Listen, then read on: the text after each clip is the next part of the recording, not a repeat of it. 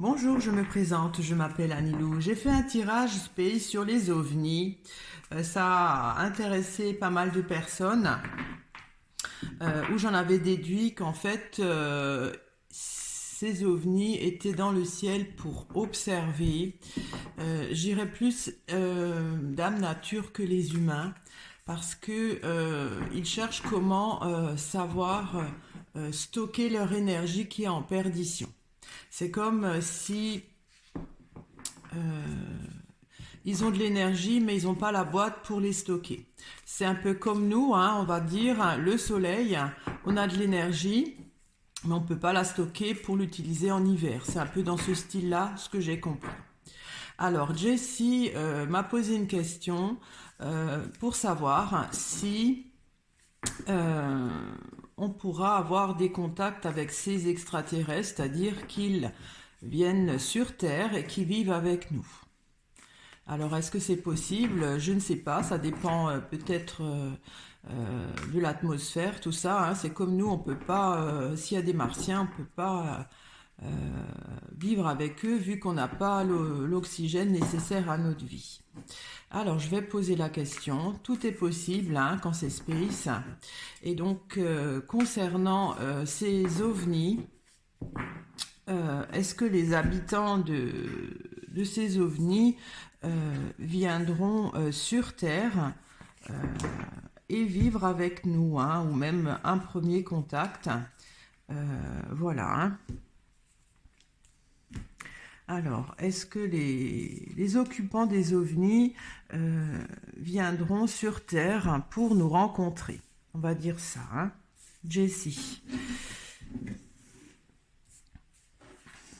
Alors, il y a les fourmis avec la pêche. Alors, ils attendent pour mieux s'organiser.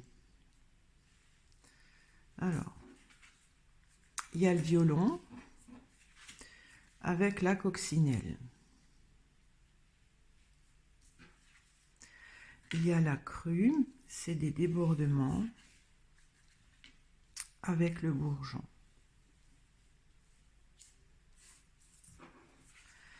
Il y a le fagot et il y a la hache. Alors déjà, je dirais que non, parce que si je considère que le fagot, c'est voilà les occupants des ovnis, avec la hache, c'est comme s'ils mourraient. Il y a quelque chose qui est incompatible. Mais je vais éclaircir. Hein.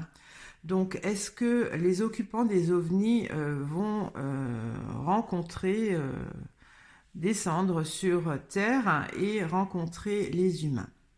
Alors, il y a une belle opportunité quand même, mais enfin, ils aimeraient, mais ils peuvent pas. Avec le violon, ils regrettent. Ils regrettent de ne pas pouvoir le faire parce qu'il y aurait, avec la crue, quelque chose de too much, mais qui permettrait quand même un renouveau. Et là, je pense que s'ils arriveraient sur Terre, ça les ferait mourir.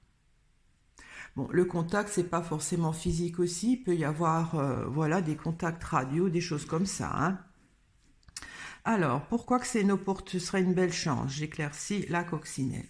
Il y a le mur. Ben non, hein, cette chance, ça va jamais se faire. Ça va pas se faire physiquement. Hein. Il y a quelque chose qui est impossible. Il voudrait, mais c'est comme s'il y a une frontière impossible à passer. C'est comme quand on passe de la vie à la mort. Hein. La frontière est passée, on ne peut pas. C'est ça. Il le regrette. Pourquoi qu'il le regrette? Il y a les noix. Les noix, ça pourrait représenter pour ce tirage une certaine nourriture, un certain réservoir, ou bien il pourrait apporter des expériences, parce que les noix, c'est souvent aussi les expériences qu'on collecte. Hein. Mais c'est pas possible. C'est comme si c'est une autre dimension, on dirait, je sais pas, une autre frontière. Alors, il y aurait un débord, s'ils arriveraient, une rencontre physique, c'est comme s'il y aura un excès de quelque chose, mais qui apporterait une nouveauté. Alors, c'est quoi cet excès? Il y a le sapin, un excès durable. Donc, c'est comme si ce sera plus jamais comme avant. C'est comme le Covid, hein, plus rien ne sera comme avant. Et peut-être que avec la crue, ce serait négatif pour nous terriens. Comment serait ce renouveau? J'éclaircis le bourgeon. Oui, avec l'océan, hein, ce serait pas bon du tout pour nous, hein. C'est-à-dire que ce renouveau serait cataclysmique. Voilà, hein, c'est le mot qui me vient. Ça nous anéantirait. Alors il y a l'eau là, hein, ça nous rendrait dans un état d'égarement, on perdrait nos repères, ça nous détruirait. Ça me fait penser un peu au déluge, hein, voilà, ça recouvre tout, on peut pas, c'est pas compatible. Alors, je vais éclaircir là, hein, euh, et pour eux, ce serait nocif aussi, ça parle pour nous, mais pour eux, ça les tuerait. Alors, je vais éclaircir le fagot. Il y a l'allée, les allées. Cette décision, ça les tuerait. Alors, je vais éclaircir la hache. Il y a le lierre. Le lierre, c'est envahissant, hein. On parle des envahisseurs. En fait, la hache, ça ne les tue pas, parce qu'il y a pas la croix qui est sortie. La hache, c'est comme si il y a une coupure de eux, c'est-à-dire qu'ils perdraient, parce que la bûche, elle est coupée en deux, hein. Avant elle était entière, hein, comme la brindille du fagot, mais là ils seront diminués, oui.